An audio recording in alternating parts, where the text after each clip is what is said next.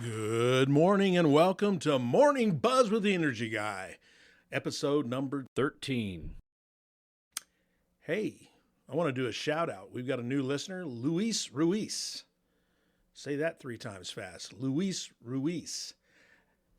Luis has a business. It's Ruiz Welding and Fencing here in Clovis. Luis can hook you up with metal fencing, pergolas, gates, carports, wrought iron fence, pipe fencing, you name it. He does free estimates.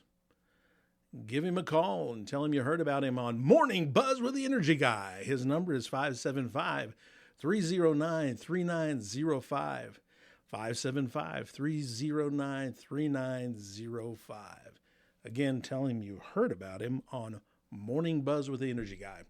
Welcome, Luis Ruiz. So today we're going to do our show on based on a question we got through Messenger on our Facebook page. Again, our Facebook page, Morning Buzz with the Energy Guy. Go there and follow us, like us, and send us a message through Messenger. We'd love to hear from you, or I'd love to hear from you. So this question today was, hey, Energy Guy, how can I save money in the kitchen? The short answer is go out to eat more often. Well, no, seriously, that's going to cost you a lot of money. It'll save you money in the kitchen, but cost you a lot of money otherwise. So there's a number of things you can do in the kitchen, and I did a little more research I had some idea, but I did some more research and typed some stuff up, and I'm going to go over a few of those things. And remember, who needs coffee when you've got Morning Buzz with Energy Guy? And Morning Buzz with Energy Guy is the only podcast awarded the prestigious Energy Star label. Pretty awesome. So let's talk about appliances in the kitchen, and we'll just talk about 3: the refrigerator, ovens and ranges. That'll be one group together. And then the dishwasher. Those are the major appliances in the kitchen. So energy efficiency experts, including myself, tell us to focus our efforts on the biggest energy hogs in the house. And that definitely includes the refrigerator, because it cycles on and off all day, every day. You probably hear it. You might walk by it. You can hear that compressor running. The more you keep it shut, the less it runs, obviously. And then again, you're going to have to get in the refrigerator. I find that typically with families with more kids, little kids, the refrigerators open and shut far more often than if, say, it was just a couple, young couple, no kids, or an older couple that may be empty nesters. But yeah, those kids like to get in the refrigerator. They like snacks. They like frozen pops, and they like sodas and those kind of things, orange juice, you name it. But the average refrigerator costs about $100 per year to operate. That's according to the U.S. Department of Energy. The good news is that a few simple adjustments can trim roughly $38 to $45 off those utility bills. And except for, say, water heaters, electric water heaters, and the HVA system, heating and air conditioning, the refrigerator comes in a close third as far as big users. So one thing you can do is adjust the thermostat. So by setting the thermostat colder than it needs to be, you might increase your fridge's energy consumption by as much as 25% on average. Adjust the refrigerator so that it stays in the 37 to 40 degree Fahrenheit range. For the freezer, shoot for between 0 and 5 degrees Fahrenheit. And you could save up to $22 per year on your electric bill. Clean the coils. This is a biggie. This is a real biggie. So we have a little rental, a 1-bedroom rental, and they had a pretty nice Whirlpool stainless steel side-by-side refrigerator. And my renter said their ice was melting. Then it would refreeze, and it would melt again and refreeze, and there was a lot of moisture on the refrigerator. Things inside the refrigerator, they could particularly see it on like soda pop cans. They could see condensation. And I thought it'd been probably 2 years, 3 years that I'd cleaned those coils. And I said, well, let me run over there real quick. Should we call the small appliance guy? And I said, no, let me take a look at it. I'll be right over. So it's only about 200 yards from my house. So I ran across the pasture and knocked on the door and went in. And I pulled the refrigerator. I said, it's been a while since I've cleaned these coils, and it's kind of a DIY project normally. And sure enough, I pulled off the back. It's like a little 1/8 of an inch cardboard shape thing that takes the shape of the back, the lower probably third of the refrigerator, and just a few machine screws holding it in. And man, there was a bunch of cobwebs, a bunch of fuzzies, a bunch of who knows what. But I vacuumed all that out on the coils. So the dust had accumulated on the condensing coils, and those are typically at the rear and or at the front bottom of the refrigerator. What it does is it restricts cool airflow and forces the unit to work harder and longer than normal. But I would say every 6 months you need to vacuum away the dust that in cobwebs or whatever else that accumulates on that mechanism. Also, check to see and make sure that there's at least 3-inch clearance at the rear of the refrigerator for proper ventilation, because it works with return air. And this routine maintenance can trim up to 5% off your unit's operating costs per year, which is pretty good. But anyway, in my example, I was able to, the front was terrible. And I think I've got some before and after pictures. I might put that on our Facebook page, Morning Buzz with the Energy Guys. So be looking for those if I can find them. But it'll be my actual job that I did. And the picture I took was on the front coils that I could get to easiest from the front bottom. And there's no screws holding that in at all. It was just like a plastic vented piece that was probably the width of the refrigerator, 36 inches or whatever that is, by maybe 5 inches tall, and it just snaps out and then snaps back in. And it made a huge difference. They called me that evening, said, our ice is solid, and no more condensation in the refrigerator, so I was pleased, and they were excited. So that anytime you have a renter happy, that's a good thing. Use an ice tray. Now, I know that's a stretch. Automatic ice makers are a nice convenience, to be sure, but turns out the mechanisms are energy hogs. An automatic ice maker can increase the refrigerator's energy consumption by 14 to 20%. That's according to Energy Star. By switching off the ice maker and using trays, again, it may be a stretch. We're kind of a lazy society. They've made us lazy. There's a lot of things that have made us lazy, but that's one thing I can think of. But you can save $12 to $18 off your annual electricity bill. Now, if you've got kids, good luck with ice trays, because we had a refrigerator when my kids were growing up that didn't have an ice machine. We had ice trays, and they were real good at emptying them, but never very good at filling them. So you might use, if you decide to do that, let those kids know that once they empty those ice cubes, they need to refill it for the next person, and it could be them. Most units require a little more than a lift of the sensor arm to switch them off. And if you really wanted to get serious, you could just remove the entire unit. That's a simple DIY job on most models. And, of course, you'd have to turn the water off under the sink. You've got a line coming off of that,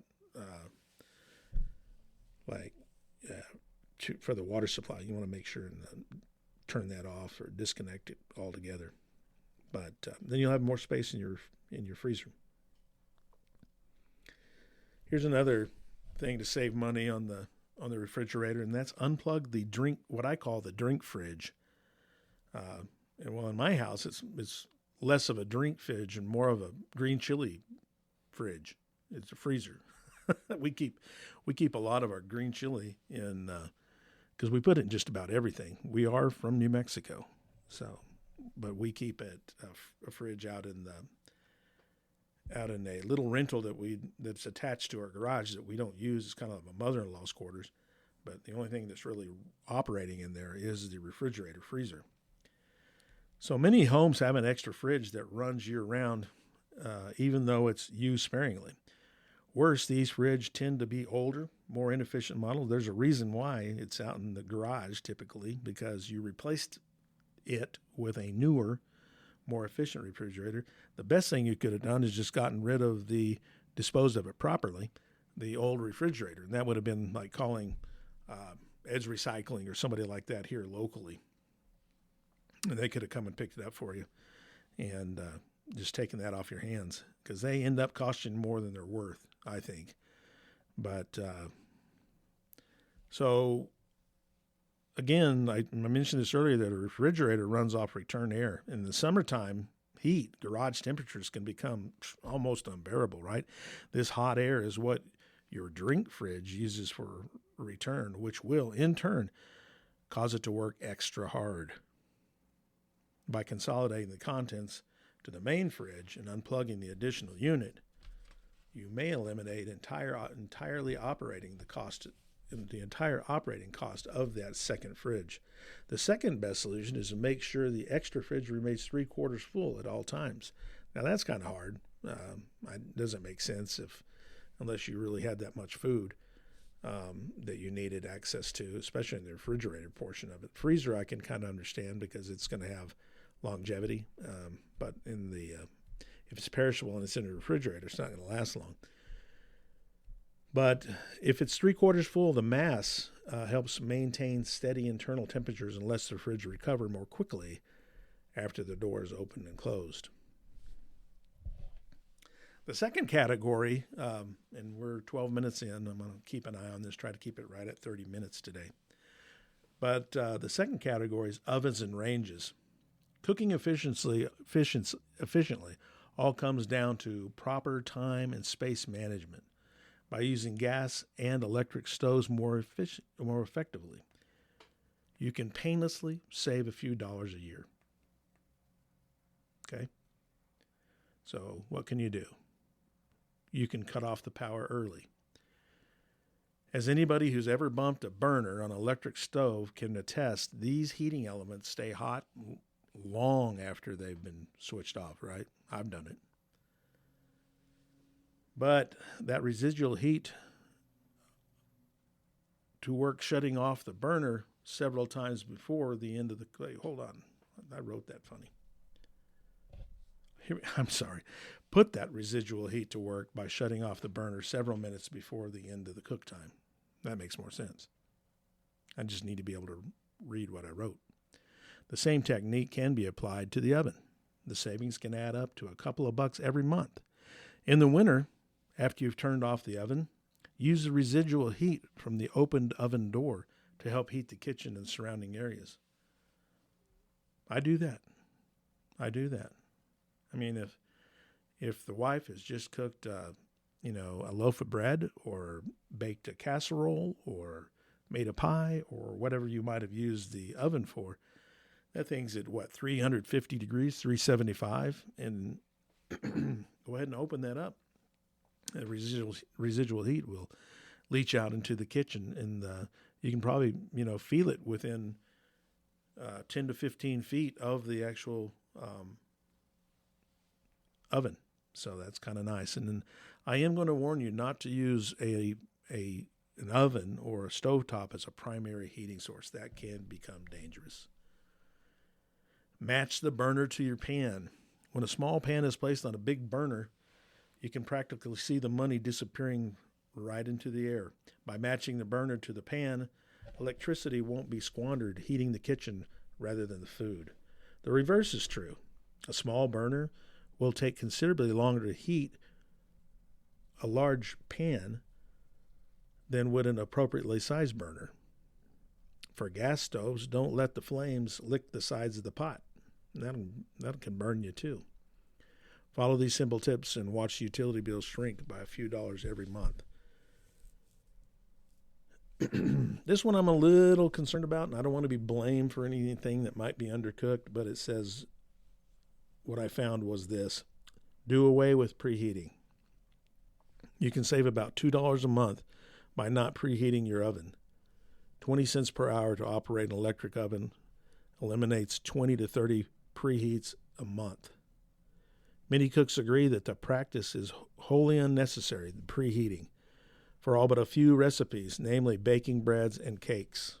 And that's the ones I really don't want to mess up, because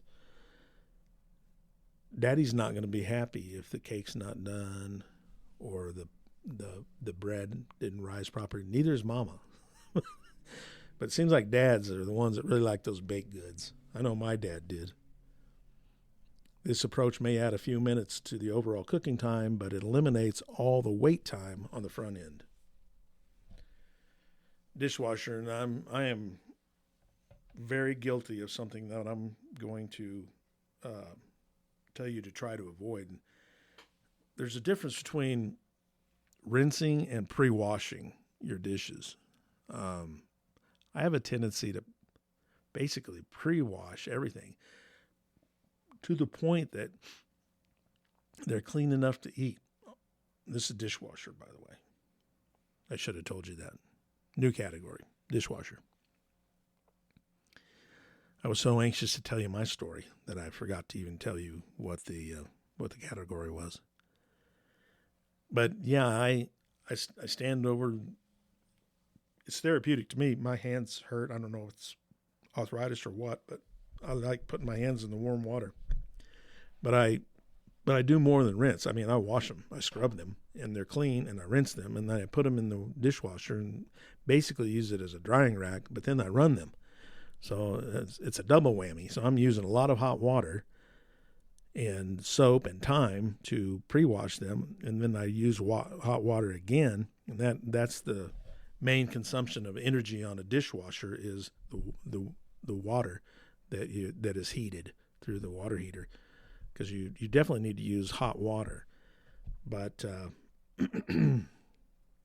yeah, try not to do that. Just rinse them thoroughly. The best time to rinse them is right after you've eaten. I mean, particularly if you're tired, it's the end of the day, you ate late, rinse the dishes so that if you're going to leave them till the next day, at least they're not, dried on food and that kind of thing. It's you've at least softened it up by rinsing it off. But as with washing machines, most dishwashers' energy needs go to the heating of the water. I'd already mentioned that. Still, a 10-year-old dishwasher can be made nearly as efficient as a newer model simply by knowing when and how to run it. Follow a few simple tips, and I'm going to give those to you in a minute, and you can reduce your annual utility costs by roughly $35 to $55 a year. So the first thing you do is manage the load. Most dishwashers use the same amount of water and energy, whether they're run full or half full. Make sense?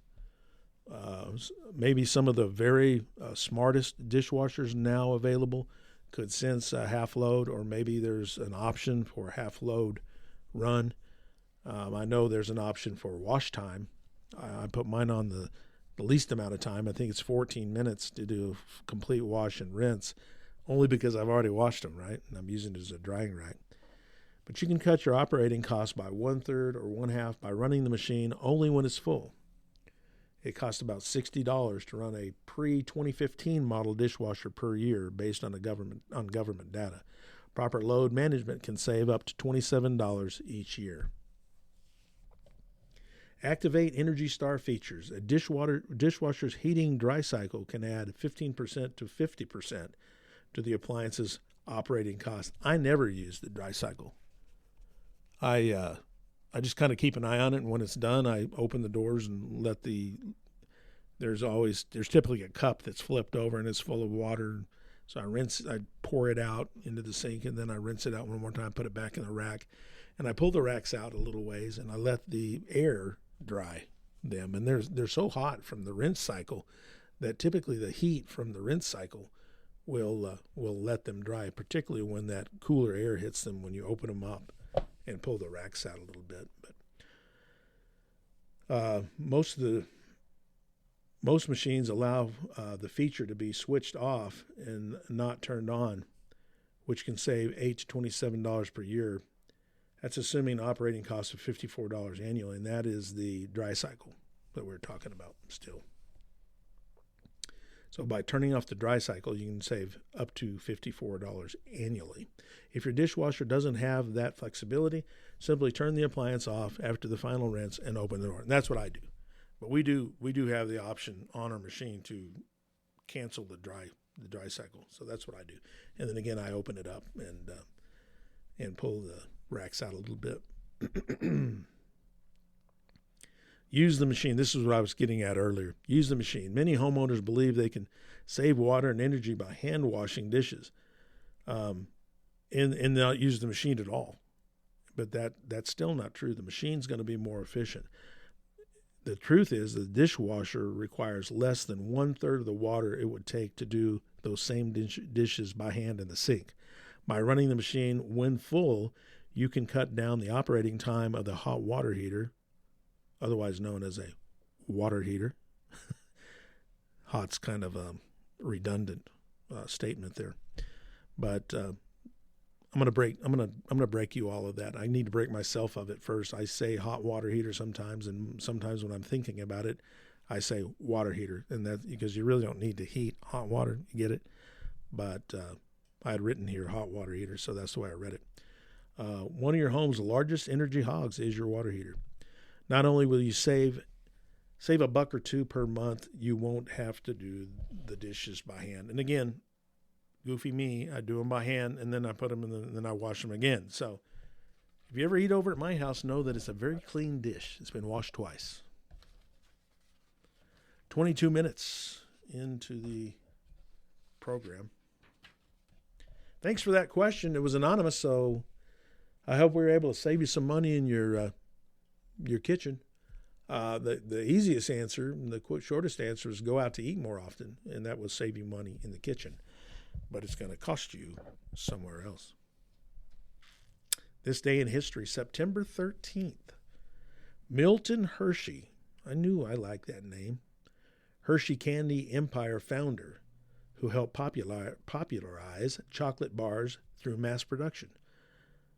How cool is that? There's a town named after him in Pennsylvania, Hershey, Pennsylvania. I've been there, oddly enough. There's also in Hershey is Hershey World, which is kind of like, it kind of reminded me of Six Flags, like over Texas, about that size. Lots of cool things to do, lots of gift shops, and of course in every gift shop there was chocolate, right? You guessed it. And man, I'm glad he was born September 13th, 1857.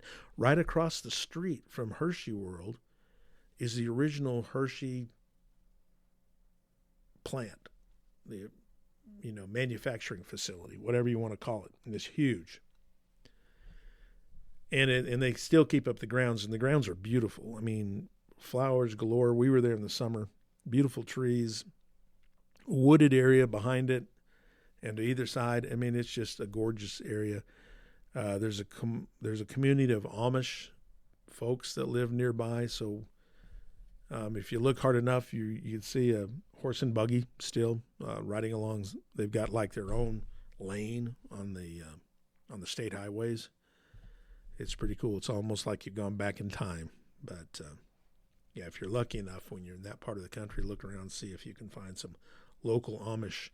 And, better yet, go to one of the, if you're there on a weekend and it's in the summer or early fall, sometimes they'll have auctions, the Amish auctions, and you can find some really cool old tools, woodworking tools. You can find quilts, hand-quilted quilts, you name it. And then they've got, of course, the young ladies in the Amish family will have some jams and some jellies and maybe some honey, some bread that they've baked. It's just it's a marvelous time. So if you ever make it to that part of the country, be looking for those things. Indiana has quite a nice population of Amish as well, and I know that I've purchased some Amish jam, like blueberry jam, in Indiana, and that was a fun time, and perhaps some honey, but good times. On September 13th, 1963, Texas-born entrepreneur Mary Kay Ash launches a cosmetic company in Dallas with her $5,000 life savings and the help of her 20-year-old son, Richard Rogers. Mary Kay Incorporated would become a cosmetic empire with revenue of more than $3.5 billion and salespeople in dozens of countries. I guess Mary Kay's still around. I'm not sure. I mean, that's the one that if you're a salesperson for Mary Kay and you reach a certain level of sales, that you could be awarded a pink Cadillac or something like that. A pink vehicle. I'm not sure it was a Cadillac or not, but it seems like that was the prize. But I think I'd seen one in person, pink Cadillac, that was a Mary Kay prize. On September 13th, 2004, TV talk show host Oprah Winfrey gives away a brand new Pontiac G6 sedan worth $28,500. Not just one. She gave one to everyone in attendance in her studio audience that day. There were a total of 276 cars in all. That was September 13th, 2004. Oprah Winfrey. She had told her producers to fill the crowd with people who, quote, desperately needed the cars. And when she announced the prize, and she was so excited she couldn't contain herself, she's jumping up and down, waving a giant key ring and yelling, "Everybody gets a new car, everybody gets a new car." Mayhem, crying, screaming, delirium, fainting broke out all around her. It was, and still to this day, one media expert told a reporter, it was the greatest promotional stunt in the history of television. And I agree. You know, that's when I liked Oprah. I don't know. She's changed over the years, and I don't know if the fame has gotten to her or Hollywood or something, but not necessarily one of my favorites anymore. But then I know my mother-in-law really followed her closely. My wife would watch her occasionally, and I would join in on that. But Oprah Winfrey, I think she's one of the richest ladies in the United States, if not in the world. So congrats that she's done well. So we're at 27:53. I can't go without mentioning the death of someone that I followed and a fellow Christian, Charlie Kirk. I'm still in shock that his life was taken from him way too soon. 31 years old, father of two, married 4 years, two children. 1, 3, 1, 1. And this heinous crime was caught on video. Hopefully you didn't accidentally watch that. But it tells you, ladies and gentlemen, where we are in the world. And if someone were to ask Charlie right now, if he was still living, what's wrong with the world? Why would folks do such a thing? His answer would be, we need more Jesus in our lives. And I absolutely believe that would be his answer. He was brilliant. He dropped out of community college. Yet, he's one of the smartest persons I've ever been subjected to. No doubt. The things he would come up with off the cuff were incredible. He would read 100 books a year. I don't know that I've read 100 books in my lifetime. Well, I can tell you right now I haven't, unless you include comic books. But ladies and gentlemen, we lost a great American. Whether you agreed with everything he said or not, that type of violence, there's no place for it in the country we all love, the United States. With that, we'll see you next week.